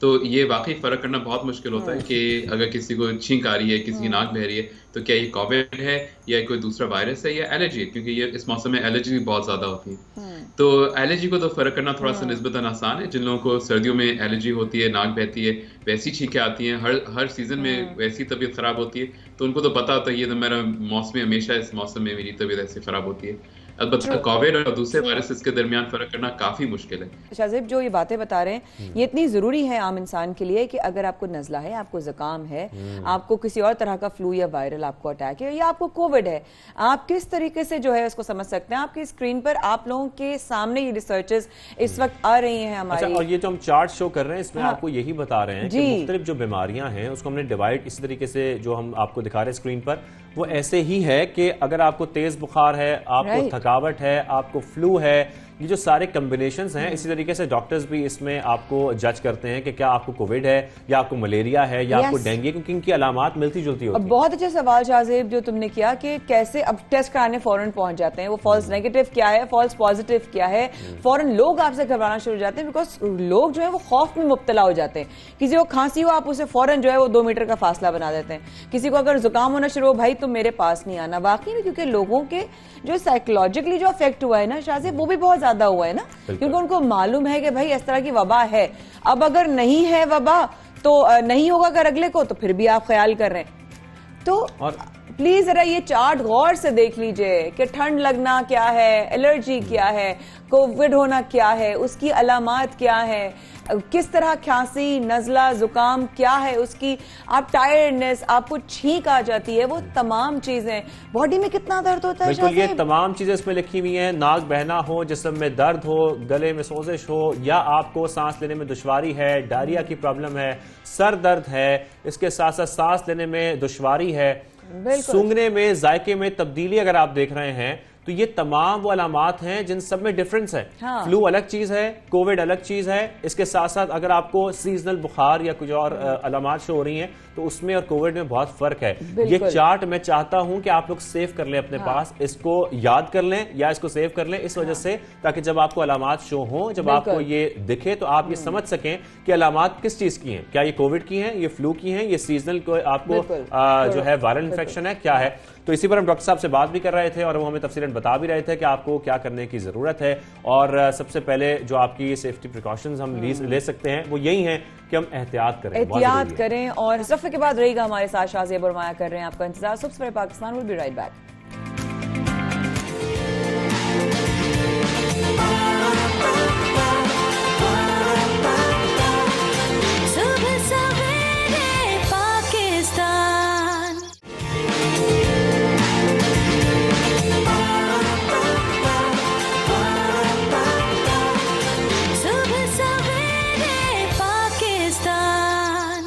वेलकम बैक, बहुत शुक्रिया हमारे साथ रहने के लिए। और अब हम बात कर लेते हैं प्रोग्राम में क्रिकेट की। क्रिकेट के शायकीन के लिए क्या खबरें हमारे पास हैं मौजूद, वो आपको बताते हैं। सबसे पहले आपको बताएंगे T20 फॉर्मेट में पाकिस्तानी टीम की जो फतुहात का सिलसिला है वो मुसलसल जारी है। जो रिकॉर्ड है हम बनाते जा रहे हैं, वो कायम करते जा रहे हैं, आगे बढ़ते जा रहे हैं। लेकिन इसके साथ साथ एक अच्छी खबर नहीं है माया, वो क्या है? वो प्लेयर्स के हवाले से है, क्योंकि उनमें कोविड की तस्दीक हो गई है। और I really wish them quick recovery, godspeed, Allah ताला को सेहत दे, ताकि ये जो मोहब्बतों का सिलसिला है, खेलों का सिलसिला है, शायकीन के आने का सिलसिला है, एक उम्मीद, एक और किरण बनी, क्योंकि उसी बेस पर जो है फिर आगे भी प्लेयर्स आएंगे ऑस्ट्रेलिया से। तो बहुत सारी चीजें जुड़ी होती है ना शाज़िब। जैसे हम कितने एक्साइटेड हो रहे थे कि क्रिकेट आ रहा है शाज़िब। अच्छा, क्या मैं शाज़िब से डिटेल्स ले रही हूँ, शाज़िब कौन से मैचेस होने वाले हैं, अच्छा कितने बजे होंगे, अच्छा किस तरीके से होगा, और हमारी एक्साइटमेंट बढ़ जाती है। ऐसे कोई जश्न होना, एक सेलिब्रेशन हो, उसमें इस तरह की। और हमारे यहाँ वैसे ही बहुत शौकीन है लोग क्रिकेट के, वो चाहते हैं कि मुख्तलिफ इंटरनेशनल टीम जो हैं वो पाकिस्तान आए और वो जाके स्टेडियम में मैचेस देखें। लेकिन इसके साथ साथ जैसा कि हम आपको बता रहे हैं कि वेस्ट इंडीज की टीम के मजीद 3 खिलाड़ियों समेत 5 अफराद में कोविड की तस्दीक हुई है, जिसके बाद उनको क्वारंटीन में भेज दिया गया है। तो हम लेकिन चाहते हैं कि ये मैचेस चलते रहे, क्योंकि आज का जो मैच है उसे मनसूखी की जो तलवार है वो लटक रही है और कुछ पता नहीं है, इतना ही डाइसी राइट ना हो कि भाई होगा नहीं होगा। इतने सारे सवालात हमारे जहन में आते हैं। कितना अच्छा कॉम्बिनेशन चल रहा है इस टीम का, वर्ल्ड कप में भी जो है अच्छी कॉम्बिनेशन देखने को मिला, और इंशाल्लाह हम बहुत सारे सवालात हमारे होंगे। और इससे पहले कि हम क्रिकेट की तरफ जाएं तो हम आपसे इसकी मुलाकात करवाने वाले हैं, वो है रफू बाबा से। रफू बाबा कौन है शाज़िब? रफू बाबा बहुत माहिर हैं, अपनी सलाहियतें, उनकी ऐसी महारत है रफू करने में कपड़े कि वो सबको खुश कर देते हैं, सबके दिल खुश कर देते हैं। वो तमाम लोग जिनके कपड़े कुछ ख़राब हो जाएं, कुछ डैमेज हो जाएं, तो वो रफू बाबा के पास पहुंचते हैं। और रफू बाबा इतनी महारत रखते हैं रफू करने में कि कोई मायूस होकर वापस नहीं लौटता। भाई उनकी आवाज और उनका अंदाज और उनका चेहरा बताता है कि जनाब क्या तजर्बा है उनकी जिंदगी का और कैसे कैसे दौर देखे। आइए आपको भी वो दिखाते हैं जो उन्होंने हमारे साथ शेयर किया। आपको मिलवाते हैं एक ऐसे हुनरमंद शख्स से जिनकी सलाहियत लोगों के चेहरों पर मुस्कुराहटें बिखेर देती है। माया, बिल्कुल ऐसा ही है शाहजेब, क्योंकि ये एक ऐसी मुस्कुराहट होती है कि एक इंसान को अपना एक बहुत ही कोई फेवरेट जोड़ा हो, लड़कियां खास तौर पे और हजरात भी अब तो अपनी पसंद से कुछ लेते हैं तो दिल चाहता है कि उसको खराब ना हो जाए, लग ना जाए, कहीं से चिर ना जाए। तो जब हमने अपने घरों में देखा कि रफू करने वाले बहुत स्पेशल खास लोग होते थे और बोला जाता था कि उन लोगों के पास भेजो जो रफू वाले बाबा है, ऐसे हमारे बचपन में भी हमें कहा जाता था, बिकॉज किसी कपड़े को इस तरह जोड़ देना कि वो नया जैसा लगे और पता ना चल सके आपको कि उसमें कहीं से जोड़ आया हुआ है। ये है बहुत बड़ा फन। वैसे कितनी बड़ी महारत है ये कि इस तरीके से रफू किया जाए, किसी को पता ही ना लगे कि कपड़ा कहां से रफू हुआ है। और आपको ये भी बताएं कि रावलपिंडी के ताहिर महमूद 8 बरस की उम्र से बतौर रफूगर काम कर रहे हैं और आज हमें वो ज्वाइन भी कर चुके हैं। ताहिर साहब कैसे हैं आप? खैरियत से हैं? ठीक ठाक हैं? बहुत शुक्रिया शो में ज्वाइन करने के लिए। अब हम देख रहे हैं ताहिर साहब कि जदीद मशीन्स अब तो आ गई हैं, लेकिन इसके बावजूद लोग अब भी रफू को प्रेफर करते हैं और चाहते हैं कि उनके कपड़े जो हैं वो रफू किए। ये कितना मुश्किल होता है ये रफू करना? अस्सलाम वालेकुम जनाब, ये बहुत औखा काम है भाईजान। ये जो है बहुत औखा ये काम करना पड़ता है, एक धागा मिलाना पड़ता है और उसके बाद जो है ये बहुत मेहनत करनी पड़ती है। ऐसे कपड़े आ जाते हैं जो बंदा एक दफ़ा देखता है ना वो दंग रहा है यार ये कपड़ा कैसे बनेगा, और फिर हम उनको वही डिज़ाइन वही चीज़ हम बना के उनको दिखाते हैं और फिर माशाल्लाह पैसे भी माशाल्लाह ठीक ठाक दे जाते हैं। जैसा कि आप कह रही हैं बड़ा मुश्किल काम है वो धागे को मैच करना, ये महारत रखना। आप कितने अरसे से ये काम कर रहे हैं और ये आपको सिखाया किसने था? जी जनाब, ये मैं जब 8 साल का था मैंने ये काम सीखा था और ये मैंने अपने वालिद साहब के साथ जाता था दुकान के ऊपर ना, वहाँ से मैं काम सीखा है भाई से, बड़े भाई अपने वालिद साहब से। और उसके बाद जो है ये माँ भी पड़ती थी मुझे और ईंटें भी रखते थे, मुर्गा बना के ऊपर 2 ईंटें रख देते थे और आधा घंटा पौना घंटा जो है ना वो उठाते नहीं थे मुझे। और फिर उठा के फिर जो है ना वो क्या कहते थे तेरे पुत्र 1 रुपया ले जाकर जा चीज़ ही ले जाकर चीज़ आकर खा ले तुम, और वे लाड भी करते थे वाले थे ना क्या करें वाले। उसके बाद जो है जो पड़ती थी या बाबा जो आपको मार पड़ती थी, जो डांट पड़ती थी, वो किस बात पे पड़ती थी? रफू खराब करने पे पड़ती थी या शरारतें करने पर पड़ती थी? बचपन का हिसाब किताब था ना, वो जो है ना काम करते करते मैं भाग जाता था। मुझे शौक था साइकिल का, 3 पहियों वाली साइकिल होती थी ना, वो मैं उनसे 8 आने लेने हैं, 8 आने लेकर वो मैं साइकिल लेकर वो मैं चलाता था। और जब मैं वापस आता ना आधा घंटा पूरा हो जाता वो आकर कहते हाँ भाई बेटा जी कहाँ गए थे? मैं कहता पापा हम तो ये काम गया हुआ था, पानी भरने के लिए गया हुआ था। झूठ बोलते थे और कहने अच्छा पता तो बनना मुर्गा बनना हो, मुर्गा बनने से मैं इतना 2 रखने सन, आधा घंटा मुर्गा ही भाई रखने सन। कितना फ़र्क आया है पहले ज़माने में और आज के वक्त में कि अब रफू कितना कराते हैं लोग, कितना फ़र्क आया है? जी आज का जो है ना ये आजकल मशीनें भी आ गई हैं, वो मशीनी रफू भी होता है, वो सिर्फ एक फूल बना के दे देते हैं। जो से हम बनाते हैं वो हाथ के साथ बनाना पड़ता है, उसमें बहुत मेहनत लगती है। अच्छा, ये क्या कहेंगे आपके, अगर आप अपने शागिर्दों को सिखा रहे हैं रफू बाबा, तो मैं ये पूछूंगी कि अब अगर काम कम हो गया है या लोग रफू कम करवाते हैं तो फिर आप इसके अलावा कफालत के लिए अब क्या करेंगे इस महंगाई के दौर में? हम कुछ कह नहीं सकते हैं बेटा जी, साफ जो सी बात, अब मैं यहाँ बैठा हूँ ना, इस सीट पर बैठा मैं 6,500 रुपये किराया देता हूँ। अक्सर ये होता है कि जब आप रफू करते होंगे कपड़े और मुख्तलिफ ख़वातीन भी आपके पास आती होंगी अपने मुख्तलिफ महंगे कपड़े लेकर, ऐसा होता है कि उनको मुतमईन करने में कुछ वक्त लग जाता हो, वो मुतमईन ना होती हो कि यार नहीं मेरे कपड़े अभी मजीद बेहतर करने हैं, या वो कहती है नहीं भाई ताहिर साहब ने जो रफू कर दिया उससे बेहतर ऑप्शन कोई है ही नहीं कपड़े बेहतर करने के लिए? कहीं होते हैं गाहक, कहीं लोग गाहक होते हैं, कोई खट्टे होते हैं, कोई मीठे होते हैं, कोई प्यार से बात करते हैं, कोई खुंदक से बात करते हैं, उनको ऐसा जवाब देना पड़ता है। बहुत शुक्रिया ताहिर महमूद साहब। रफ़ू बाबा के नाम से पिंडी में जाने जाते। रफ़ू एक बहुत बड़ा फ़न है करने वाले, ख़ानदानी जो नस्ली होते थे वो लोग कर पाते थे। ये एक बहुत बड़ा आर्ट है। हमने बहुत अच्छे अच्छे रफ़ू की चीज़ें देखी हैं, तो हमें वो एक पहचान है, एक नज़र है। So all the very best to him. बिल्कुल, अगर आप चाहते हैं कि आपके कपड़े अच्छे रफ़ू हों तो रावलपिंडी में आप ताहिर महमूद साहब से जाके मिल सकते हैं।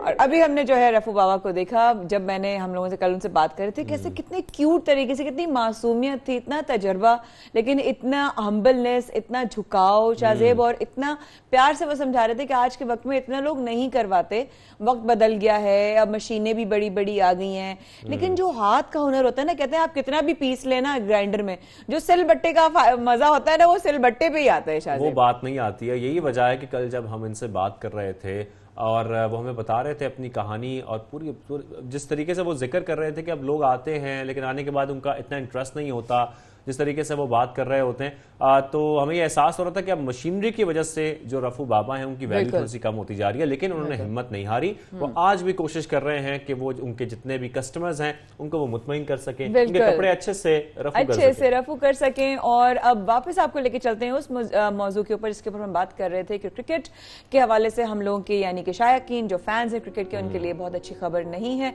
लेकिन दुआ गो हैं कि अल्लाह पाक और बेहतरी कुछ ले आए ताकि इस हवाले से हमारा क्रिकेट का सिलसिला जारी रहे। बिल्कुल, और अगर मैच होता है, मनसूख नहीं होता, तो हमारा आखिरी मैच में गेम प्लान क्या होना चाहिए, इसी पर बात करने के लिए हमें ज्वाइन किया है कॉमिक क्रिकेटर कामरान अकमल ने। कामरान भाई कैसे हैं आप? ठीक ठाक हैं, खैरियत से हैं? बहुत शुक्रिया हमें ज्वाइन करने के लिए।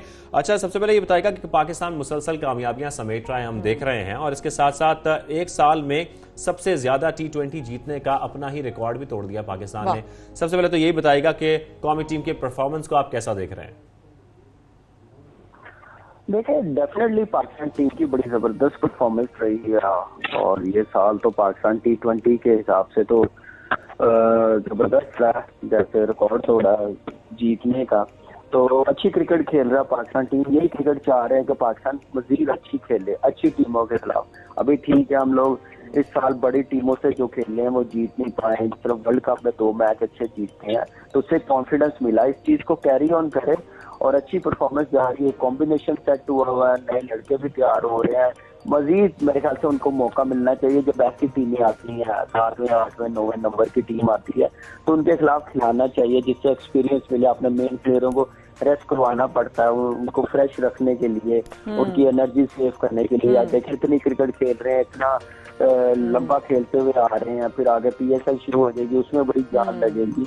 तो यही मौका होता है कि आप बांग्लादेश जैसे वेस्ट इंडीज की अभी टीम आई हुई है, तो आप नए प्लेयरों को खिलाएं जो परफॉर्मर हैं डोमेस्टिक के, जैसे बेंच पे बैठे हुए शाहनवाज खानी, उस्मान है, खुशदिल शाह, तो इनको खिलाएं, एक्सपीरियंस दें, तो और अच्छा होगा पाकिस्तान के लिए, जो हम लोग पिछले 2-3 साल से कहते हुए आ रहे हैं। तो ये चीजों पे काम करना बड़ा जरूरी है। और बाकी रही परफॉर्मेंस पाकिस्तान टीम की, दूसरे मैच में भी बड़ी जबरदस्त रही है। लास्ट मैच में जैसे नवाज ने फिनिश की है इनिंग बैटिंग में, आज जैसे शादाब ने की है, कल दूसरे T20 मैच में बड़ी जबरदस्त बैटिंग की है, जिसकी वजह से पाकिस्तान टीम ने फाइटिंग टोटल लगा सका। तो उसके बाद बॉलिंग में डिफेंड करना इतना ईजी नहीं था। एक टाइम पे लग रहा था कि वो जीत जाएंगे, लेकिन यह है कि शहीन ने जैसे बॉलिंग की है, शदाब ने इकॉनमी बड़ी जबरदस्त रही है, अच्छा साइन है। अच्छा कामरान साहब, ये बताइए कि टीम का कॉम्बिनेशन भी बहुत अच्छा इस वक्त नजर आ रहा है और वर्ल्ड कप में भी बहुत ही अच्छी परफॉर्मेंस रही, लेकिन इस सीरीज के भी हवाले से किन नए खिलाड़ियों को मौका देना चाहिए था? देखिए, ऐसी सीरीज में जैसे लास्ट सीरीज बांग्लादेश के साथ हुई है या ये वेस्ट इंडीज की टीम आई है, मौका उनको देना चाहिए था। आप जैसे बेंच पे बैठे हैं, उस्मान है, शाहनवाज खानी है, उस्मान है, फिर खुशदिल शाह, इन 4 प्लेयरों को मौका देना चाहिए। आप जब बड़ी टीम से नहीं खेलते तो होम सीरीज में आप ऐसी टीम के खिलाफ अपने प्लेयरों को मौका देना चाहिए। हमारे हमसाये मुल्क इंडिया में देखें कि वो उस टीम के खिलाफ सीरीज खेल रहे थे T20 जो वर्ल्ड कप का फाइनल खेल लिया न्यूजीलैंड, उन्होंने अपने 6 से 7 प्लेयरों को रेस्ट दिया। आगे टूर जो आ रहा था वेस्ट इंडीज का, उसके लिए फिर देखें कि वो सीरीज भी जीत गए उस टीम से। तो यही चीज होती है कि जब आप अपनी होम सीरीज में खेलें तो आप जितना हो सकता है कि अपने मेन प्लेयरों को रेस्ट करवाएं, उतना अच्छा होता है, स्पेशली जब ऐसी टीम आती है। तो मेरे ख्याल से ये एक कल्चर हमारा चेंज होना चाहिए। जो ऐसी टीम आती है तो सारी टीम खेल रही होती है, तो ये नहीं कि शुएब मलिक और हफीज को रेस्ट करवाया और रेस्ट नहीं करवाया, वो ड्रॉप हो रहे हैं। ये ना बाद में एक्सक्यूज दे कि हमने अपने शुएब मलिक और हफीज को रेस्ट करवाया तो हम देखे नए प्लेयरों के साथ।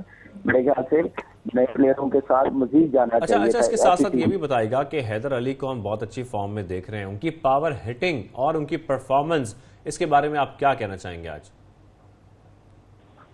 देखिए, अच्छा साइन है पाकिस्तान टीम के लिए हैदर अली की फॉर्म में आना है और रन करने, प्रेशर था उस पर। फिर लास्ट PSL में भी ड्रॉप हुआ, फॉर्म अच्छी नहीं थी, फिर मौका मिला वर्ल्ड कप में, नेशनल T20 में बड़ी जबरदस्त उसने पावर हिटिंग की फॉर्म दिखाई अपनी, जिसकी वजह से उसकी सिलेक्शन हुई और अब उसको मौका मिला। वर्ल्ड कप में तो मौका नहीं मिला, तो उसका पूरा फायदा उठाए, थोड़ी सी और बेहतर बैटिंग करे और टेक्निक बेहतर करे, पावर हिटिंग में टेक्निक और बेस अच्छी और करे। जब क्वालिटी बॉलिंग आएगी तो उसमें थोड़ा सा मुझे लग रहा है कि ये स्ट्रगल करेगा, तो यही मौका होता है जब ऐसी बॉलिंग होती है उसमें आप अपनी क्या नाम है बेस अच्छी बनाते हैं, पावर हिटिंग में टेक्निक बेहतर करते हैं, स्ट्राइक रोटेट कैसे करनी है, तो ये बड़ा जरूरी है इस वक्त हैदर अली का फॉर्म में आना। तो इस चीज को कैरी ऑन करे और मजीद बेहतर करे। थोड़ी मुझे डर लग रहा है कि जब कोई अच्छी बॉलिंग आएगी तो उस वक्त उसका सही इम्तिहान शुरू होगा इन सारी टीमों का।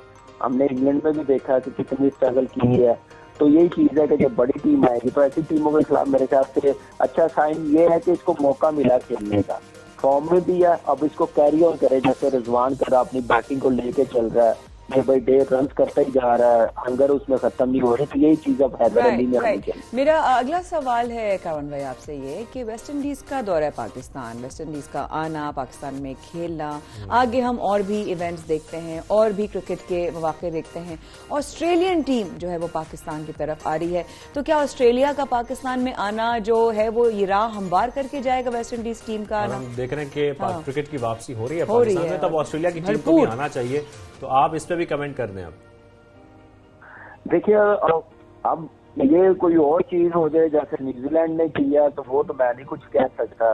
बाकी अल्लाह का शुक्र है कि पाकिस्तान ने बड़ी मेहनत की है, हमारी सिक्योरिटी ने, हमारे क्रिकेट बोर्ड ने स्टेप बाय स्टेप क्रिकेट वापस लेके आए हैं। तो इंशाल्लाह उम्मीद है कि जितनी टीमें गई हैं उन सबकी टीमों का मेरे ख्याल से वो टूर देख लें और उनकी हॉस्पिटैलिटी देख लें, फिर उसके बाद उनकी स्टेटमेंट देख लें, तो मेरे ख्याल से कोई एक्सक्यूज ऐसा नहीं है कि ऑस्ट्रेलियन टीम ना आए। बाकी अल्लाह जानता है क्या रीजन बनाए, लेकिन मुझे नहीं लगता कि ऑस्ट्रेलियन टीम कैंसिल करेगी और आना चाहिए और एंजॉय करेंगे और पाकिस्तान बड़ा वार्म वेलकम करेगा उनका।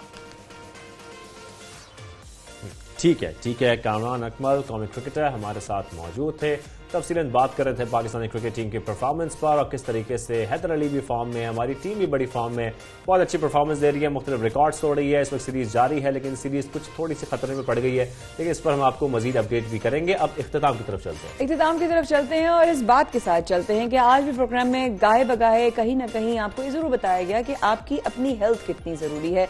तमाम चार्जेस के साथ आपने अपने हार्ट बीट को किस तरीके से मॉनिटर करना है। एक आम इंसान को भी अपने कार्डियो और अपनी हार्ट बीट का और अपनी सेहत का ख्याल रखना चाहिए। मैं सिर्फ ये समझती हूँ कि आप और मैं अगर हम एक हेल्दी माइंड के साथ दिन का आगाज करें तो बहुत सारे चैलेंजेस का सामना कर सकते हैं। शाहजेब रखिएगा अपना ख्याल। शाहजेब अहमद को और माया खान को दीजिए कल तक के लिए इजाजत। तब तक stay positive and stay safe. Allah Hafiz.